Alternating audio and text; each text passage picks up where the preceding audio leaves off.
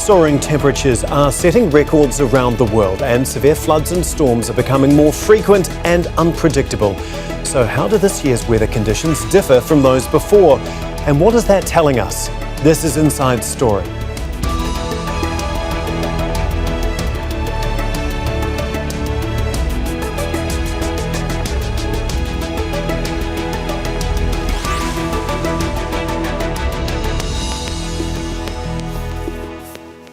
Hello, welcome to the program. I'm Tom McRae. More regions are experiencing extreme weather conditions. In some places, that means soaring temperatures, while in others, catastrophic flooding and fierce storms. India, for example, is in the middle of its longest heat wave on record. And China's National Meteorological Centre has just issued an alert warning of scorching temperatures in many regions. Southern provinces there, by contrast, are preparing for severe floods and heavy rains. The Acropolis in Athens has been shut by extreme heat, while in Florida, people in urban areas are being warned of life-threatening floods. Well, wherever you are watching us now, the weather may be telling its own story.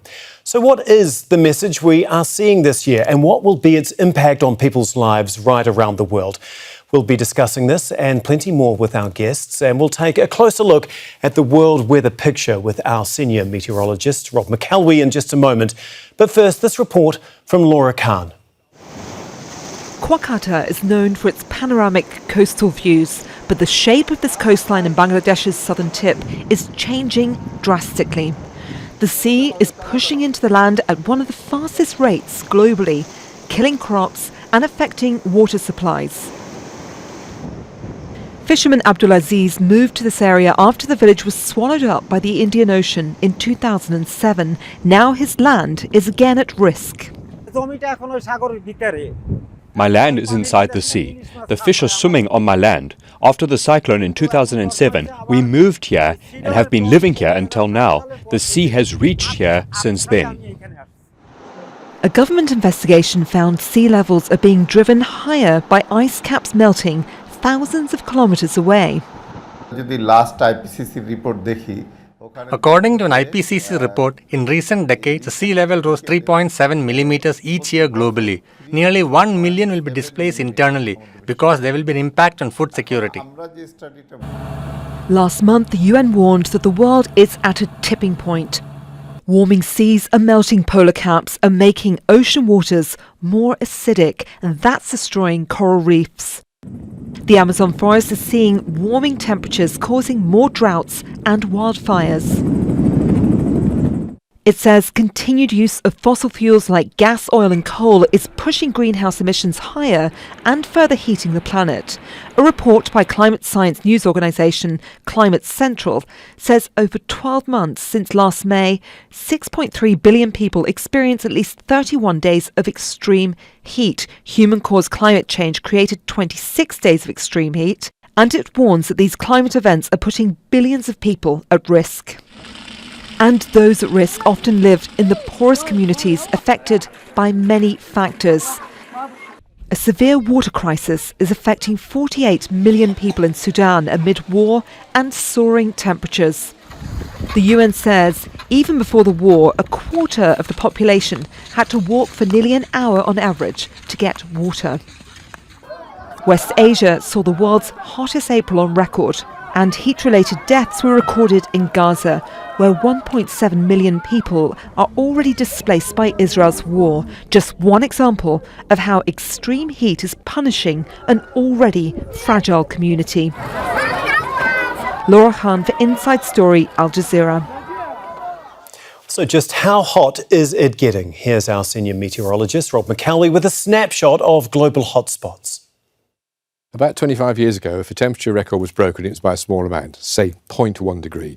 We'd investigate it, we confirm it, it goes in the books as a new record. Now, if a temperature record is broken, it's often by a degree or more. This is the new norm. It is also investigated, confirmed, and goes down as the new record.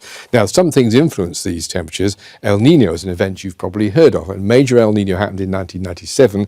The temperatures in India broke their records by a degree or so. This was abnormal, but it was attributed largely to El Nino. But when you don't have an El Nino event, and they are regular, and they've been recorded throughout many hundreds of years, then something else must be influencing regularly broken records, and I think you know what it is. Let's take a look at a snapshot, which is the last week or so. June the 7th, in Aswan, in Egypt, 50.9 was recorded. That's a new June record for the city. It's a new record for Egypt for any month of the year, and for the whole of Africa it is also a new June record. Now this warmth, of course, has spread elsewhere. It's across the other side of the Red Sea. Even today, the first day of Eid al-Adha, it is much hotter than it should be in Mecca. There's a heat wave warning out, and there are means to cool people down. This is the new norm, maybe. And have a look at this, a forecast for tomorrow. What do you notice? How about Baghdad? 50 degrees. We wouldn't have put a forecast for 50 degrees onto any map a couple of years ago. Even now it's regularly up there in Iraq, as an example, one of the hottest places in the world, admittedly. In the same part of the world, there's a current heat wave in Kazakhstan. So it's 10 degrees hotter than it should be in this particular city. Not quite a record, but hey, it might just reach that. Now, all these cities are continental, so you do tend to get quite extremes in the summer and the winter, although these are new records. How about the islands? Very small islands do not break records very often, but this is today's batch. Dominica and Martinique. Martinique's broken this record by a degree. I still think that's notable because it's a small island. We haven't quite broken a record, but we're much hotter than we should be in Hispaniola. The reason for this, and it's not just in the Caribbean, but the Caribbean waters are at least 2 degrees warmer than they should be based on the long-term average. This part of the Atlantic is 3 degrees warmer based on the long-term average. The Pacific and the whole of the Atlantic in various places are warmer than they should be, and they're all contributing to, of course, the air that is drawn into small islands. So you've got a boost of a degree or so, you're going to break a record given the right conditions. And that's basically what we're talking about. The big heat store of the ocean is now warmer, so all the weather that is driven by the ocean, and that's most of it, is going to be effectively either warmer, wetter, or non-existent in the case of droughts. And of course in the winter you can also get much colder spells. Yep, global warming can produce extreme cold. But basically we've added energy to the atmosphere, we've added energy to the waters, they are obviously water, and the result is extreme weather.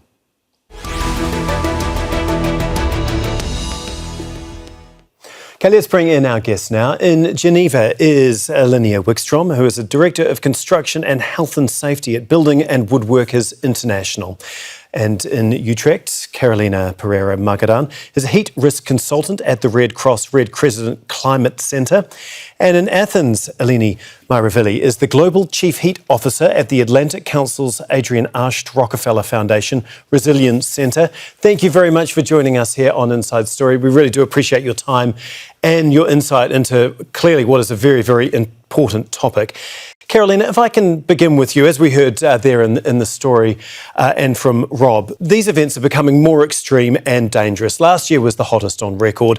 This year is already, we've seen breaking records. Is this all happening much, much faster than anyone anticipated? Yes, thank you, Tom. It is indeed happening much faster than we had anticipated. So now we are able to look at the impact that climate change is having on these type of extreme heat events.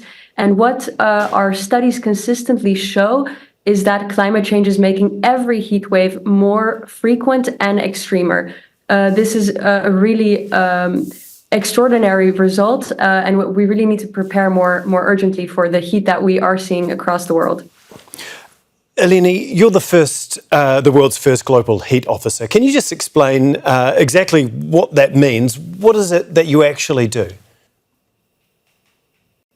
The cities are heating up faster than any other part of the world, and we need to help cities to prepare and to create policies and to make sure that they save their most vulnerable communities from extreme heat, but also that they are still inhabitable in the next couple of decades as cities are warming up, as I said, much, much faster than the global average. So it's both the protection of the most vulnerable communities as well as how can we make cities more still livable and sustainable and beautiful for the years to come. Obviously, that is a very significant job. So thank you very much for joining us here and giving us your time. Linnea, I understand you were in the Philippines at a construction site just a month or so ago when we saw temperatures really soar there. Can you just give us an idea of the conditions that people are having to work in at this point in time? Yes, thank you for inviting us here. We did an inspection on a construction site building a railway project outside Manila in the end of April, where we had 47.7 degrees during the inspection. And what you see at the site is unfortunately not that much, but changes in the sense of workers are still working in the scoring heat. They have the same breaks. And what we could see, especially on this site, we were excited to see some best practice in the sense of that they had a color coordinated system of having a red flag up. But when you ask the employers what is happening when the red flag is up, nothing changes. So you can see that there's coming a bit of awareness into the sector, but not the actual practical changes for the workers on the ground. So that was a very telling example of we had an inspection. The first thing when you closed the inspection, we asked what was wrong, and they kept trying to come with a correct answer, if you say it like that. And it was simple. The inspection shouldn't have happened. There shouldn't have been any work at site. And I think that's really what we're seeing more and more often now in our sector. And all signs seem to be pointing that this is going to be happening more and more frequently. Last year, almost 80% of people experienced at least 31 days of extreme heat. I mean, all signs seem to point towards more of these extreme weather events and for them to get worse.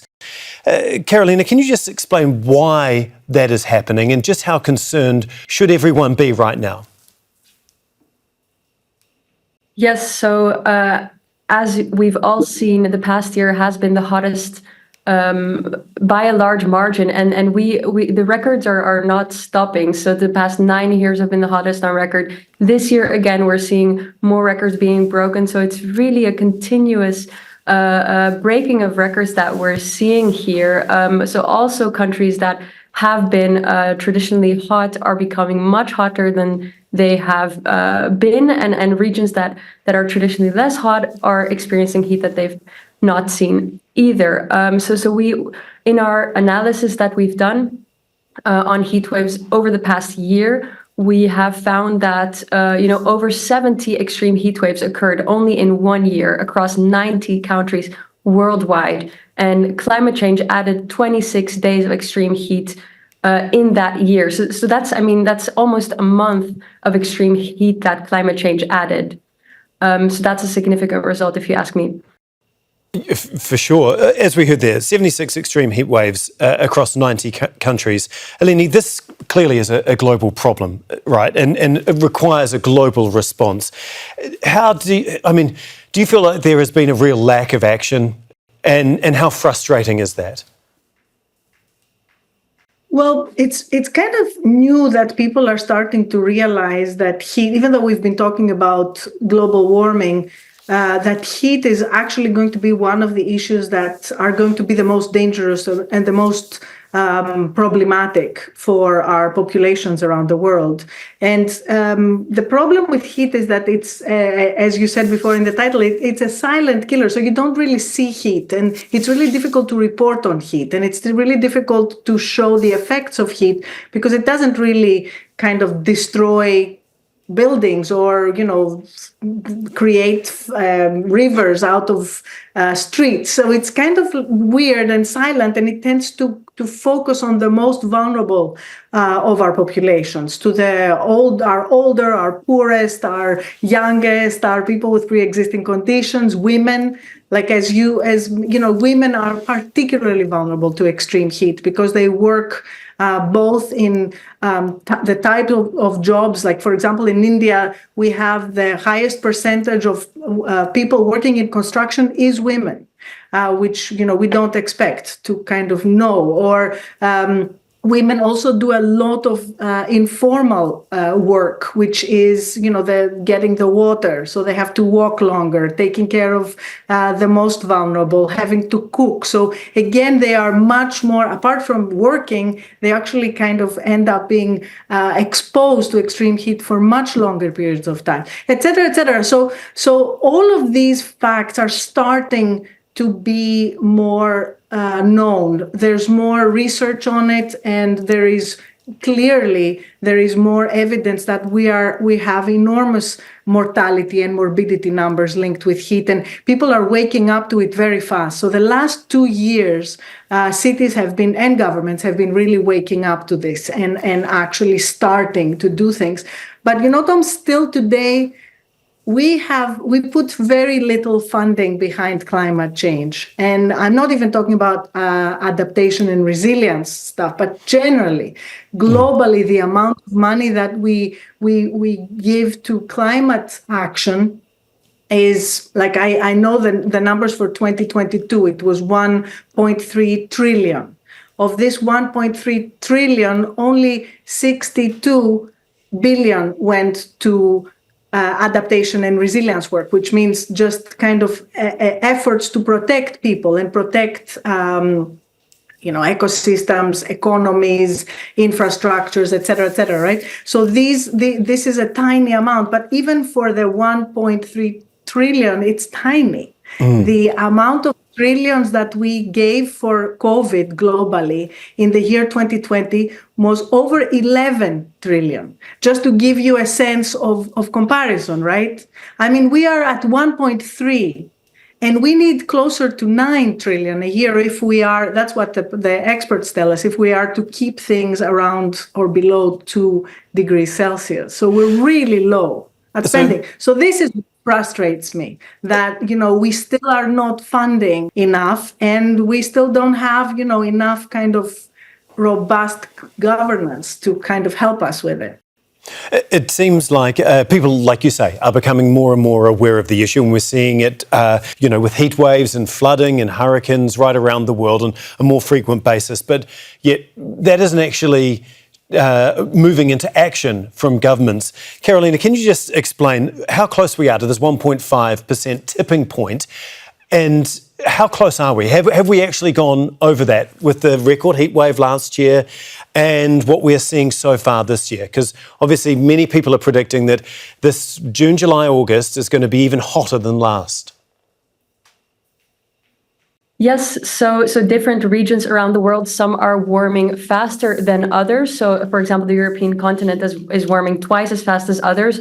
So across some regions, we are seeing much more rapid warming than others. And I'll leave it to the climate scientists to go into tipping points. But one thing that is clear is that heat will continue to rise, even if we stop now with our emissions. So it is really important that we continue to raise awareness and start, communicating better what people can do to protect their bodies and themselves against heat. But next to that, it's not only what people should do, but as Eleni has clearly stated, it's the funding, it's government preparedness that should really improve. And, well, we have seen so many people push towards that. Eleni, I know you wanted to jump in there. What did you want to say? I agree that we don't, tipping points as a whole, we leave it to the experts. But I just wanted to kind of say that the average temperature that we went up for 2023, global temperature, was 1.46.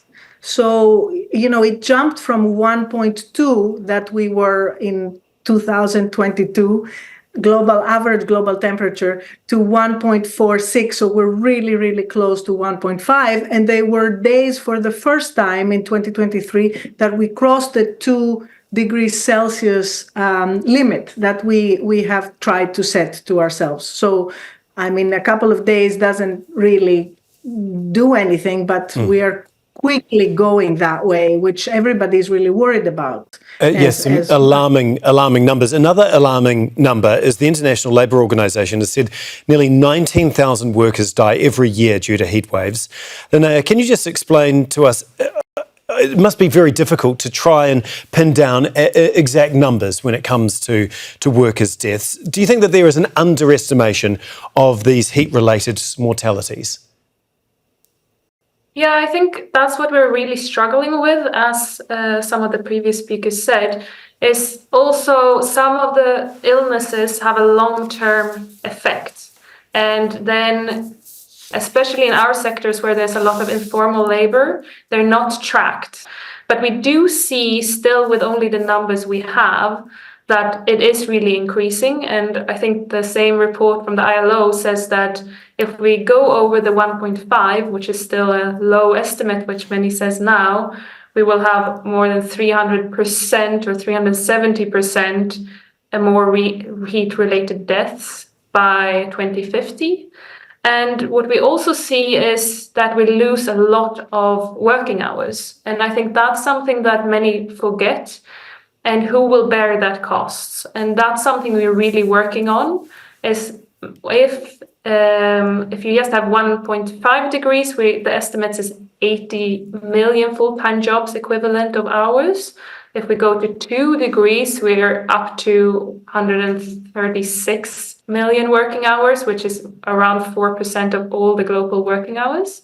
So who bears that cost? And we're trying to make sure that it's not the workers that's going to lose on income, because what happens is that in informal jobs especially, you're just sent home. It's too warm today. If we manage to get that people say, okay, it is too warm to work, then they also say it's too warm today, you're not going to be paid today, you just can't come into work. And we really see that this is affecting more and more workers, losing income, but also getting the health-related long-term effects, which aren't follow up. So it's key questions, and numbers are very hard to set on these. Eleni, do you think that companies and governments are actually doing enough to protect workers? We have a great example which took place in India with SEWA, which is the Self-Employed Women's Association, which this association actually pulls together 3 million women, of self-employed women, which really have the worst paying jobs that you can imagine. And we managed, together with the women, to design a type of insurance tool, a parametric insurance tool, that not only makes sure that women are informed about the risk and when they are at risk, but also give wraparound services, which means like special gloves so that the women working in construction don't have to burn their hands when they're moving metal bars or stuff like that. But also it gives them their labor, their daily wages. It releases their daily wages when temperatures go above a specific threshold, which is important because it's a choice between, as we said before, their lives or feeding their kids, right? So it's this type of innovative tools we have to keep on building on them to make sure that the most vulnerable people are the ones that are taken care of. Linnea, I know you wanted to jump in there and add something. Obviously, those in the poorest countries, the most vulnerable, are the ones who are going to be the worst affected, isn't it? Yeah, definitely. And I'm just happy that you bring up SEWA, as that's one of our organizations that's affiliated to us. So it's been a project we've been involved with. And also the ALAISLA network is a part, the ones that are doing the research right now. So it's something that we're working very closely with. But I also think it highlights the need to really do cooperate between the workers and the employers, because there's no one else that's going to know what is needed, what is the biggest hazards at the work. So we see really that we're getting in some collective bargaining agreements, these special provisions, and also that's where we're really trying to make leeway, because we do need the governments to get involved, but we also need to make sure that it is a part of the collective bargaining process, that the workers' voices are heard in this, because it often becomes a top-down approach, while it is the workers that can bring up the issues they have at hand. We've seen, for example, many of our workers work in or have housing provided. And together with researchers, we can show that you really need to bring down your body temperature. That's how you don't build up to heat stress, because it's a cumulative build up in your body. So if you never go down below 38 degrees, then That's when you there's can't recover. large issues. So Okay. that's key. We've only got sorry to interrupt, we've only got a minute or so left. Carolina, I mean, experts have been warning about this for years, for decades now, and the world's seemingly been crippled by inaction. We've seen, very little actually happen, not enough money put into climate change. And there are, of course, plenty of climate skeptics out there. How do you change the messaging to get through to them, to change people's minds, to actually do more now? So unfortunately, good preparedness often comes after a big crisis. So for example, in Europe, in 2003, actually, we had this devastating heat wave that only afterwards governments started to really wake up and prepare. And since then, a lot of European countries have heat action plans. They have heat wave warning systems. So, since then, a lot of time has progressed, and I think we need to revisit those and maybe, start improving them as well. But I think this just shows that sometimes extreme situations are, unfortunately, the main how can I say that, accelerator of change. And I hope we don't get to some of those crises. I think, as Eleni has already mentioned, governments are starting to slowly wake up, as we're seeing not only records being shattered, but also them coming together with a lot of, other types of vulnerabilities increasing. So our health systems, our water, energy systems are under pressure. And climate change is just, adding another layer to these already existing crises that we have around the world. So I do hope that we can work towards more, intersectoral plans that relate to different disciplines and look at the problem in a holistic way. Because climate change, it's not just making the summers hotter, but it's also making some winters wetter. It's really bringing a lot of different crises together. It certainly is, as what we have seen today. Thank you so much for joining us, Linnea, Carolina and Eleni. Thank you so much. We really do appreciate your time and your insight into all of this. And thank you too for watching. You can see the program again anytime by visiting our website. That's aljazeera.com. For further discussion, go to our Facebook page. That's facebook.com/AJ Inside Story. You can also join the conversation on X. Our handle is @AJ Inside Story. From me, Tom McRae, and the whole team, bye for now.